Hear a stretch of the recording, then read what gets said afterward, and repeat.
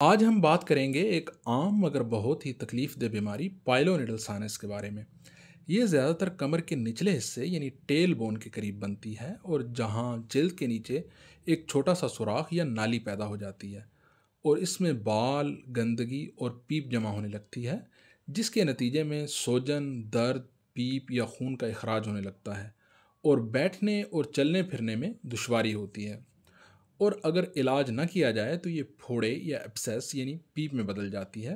یہ بیماری خاص طور پر ایسے نوجوان مردوں میں جن میں بال زیادہ ہوں یا وہ لمبے عرصے تک بیٹھے رہیں، جیسے کہ ڈرائیورز اور کمپیوٹر پر کام کرنے والے لوگ۔ اس کے علاوہ اوور ویٹ لوگ یعنی جن کا وزن زیادہ ہوتا ہے، ان میں بھی یہ عام مسئلہ ہے۔ اب بات کرتے ہیں اس بیماری کے سب سے اہم حصے یعنی علاج کے بارے میں۔ پائلونیڈل سائنس کا علاج اس کی شدت کے حساب سے مختلف ہوتا ہے۔ اگر بیماری بالکل ابتدائی مرحلے میں ہو اور صرف ہلکی سوجن اور جلن محسوس ہو تو ڈاکٹر عام طور پر صفائی، اینٹی بائیوٹکس اور متاثرہ جگہ کے بال صاف کرنے کا مشورہ دیتے ہیں۔ یہ وقتی طور پر آرام تو ضرور دیتا ہے، مگر یہ اس مسئلے کا مستقل حل نہیں ہے۔ جب مسئلہ بڑھ جائے اور پیپ جمع ہو جائے تو مریض کو شدید درد اور دباؤ محسوس ہوتا ہے۔ اس حالت میں ڈاکٹر ایک چھوٹا سا پروسیجر کرتے ہیں جسے انسیژن اینڈ ڈرینیج کہا جاتا ہے۔ لوکل انستھیزیا دے کر زخم کو کاٹ کر ساری پیپ اور انفیکشن کو صاف کر دیا جاتا ہے۔ اس کے بعد مریض کو فوراً آرام ملتا ہے، لیکن چونکہ اندر موجود نالی یعنی سائنس ٹریک باقی رہتا ہے، اس لیے بیماری دوبارہ ہونے کا امکان رہتا ہے۔ اس مسئلے کا مستقل اور مؤثر علاج صرف سرجری ہے، جس میں پورا سائنس ٹریک بالوں اور انفیکشن سمیت نکال دیا جاتا ہے تاکہ بیماری دوبارہ نہ ہو۔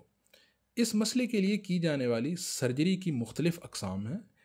ایک طریقہ سمپل ایکسیژن ود پرائمری کلوئر ہے، جس میں ٹریک کو نکال کر صاف کر دیا جاتا ہے اور اس کے بعد اسے ٹانکے لگا دیے جاتے ہیں۔ اس کا فائدہ یہ ہے کہ زخم جلد بھر جاتا ہے، لیکن مسئلہ دوبارہ ہونے کا خطرہ زیادہ ہوتا ہے۔ دوسرا طریقہ ایکسیژن ود اوپن ہیلنگ ہے۔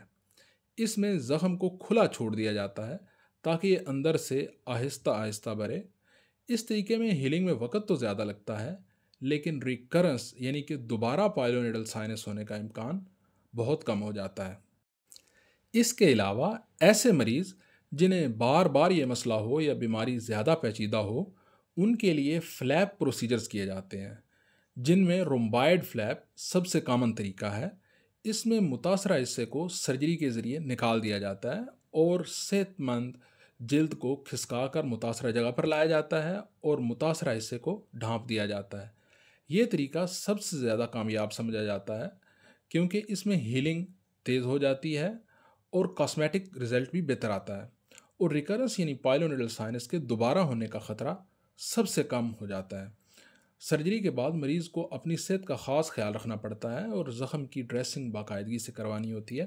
صفائی کا خاص خیال رکھتے ہوئے اور متاثرہ جگہ کے بالوں کو باقاعدگی سے صاف کیا جاتا ہے، اور بالوں کو صاف کرنے کے لیے لیزر بھی استعمال کیا جا سکتا ہے۔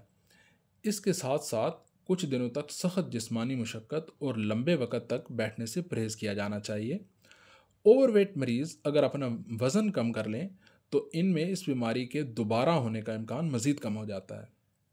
خوشائن بات یہ ہے کہ زیادہ تر مریض سرجری کے بعد مکمل طور پر صحت یاب ہو جاتے ہیں اور عام زندگی کی طرف لوٹ آتے ہیں۔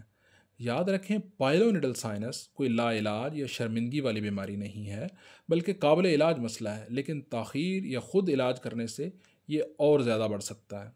اس لیے اگر آپ کو ایسی علامات ظاہر ہوں تو فوراً مستند ڈاکٹر سے رجوع کریں۔